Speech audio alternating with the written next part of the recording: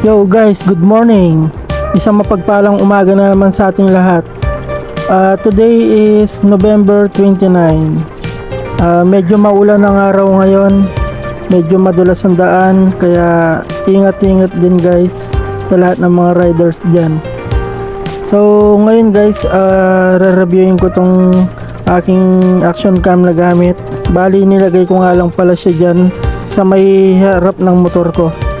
Titingnan ko kung goods ba siya na pang front, kung di siya masyadong matagtag. So samahan nyo ako guys, tara, let's go.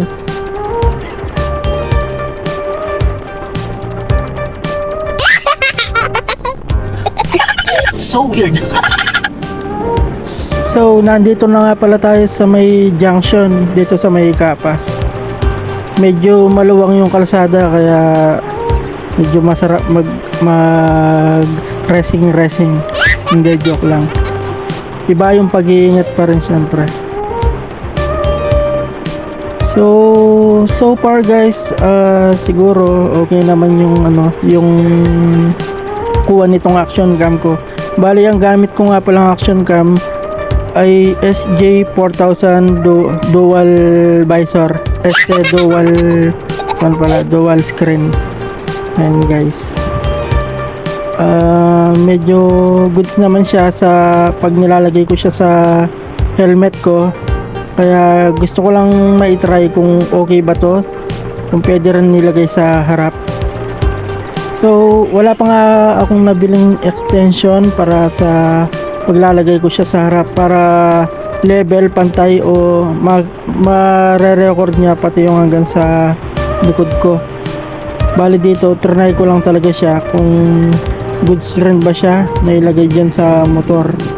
Kasi alam ko walang stabilization tong action cam na to, pero kahit na ganun pa man, goods na rin naman kahit na wala siyang stabilization. Yung mga ibang action cam may stabilization, gyro, yung tinatawag nilang gyro or yung 6 axis. Pero ito wala, kahit na wala siyang stabilization, mas okay naman siya guys. Goods na goods naman yung recording niya. Ayan. So papasok pa lang tayo sa trabaho. Medyo maulan yung panahon ngayon. Ewan ko lang kung may bagyo ba.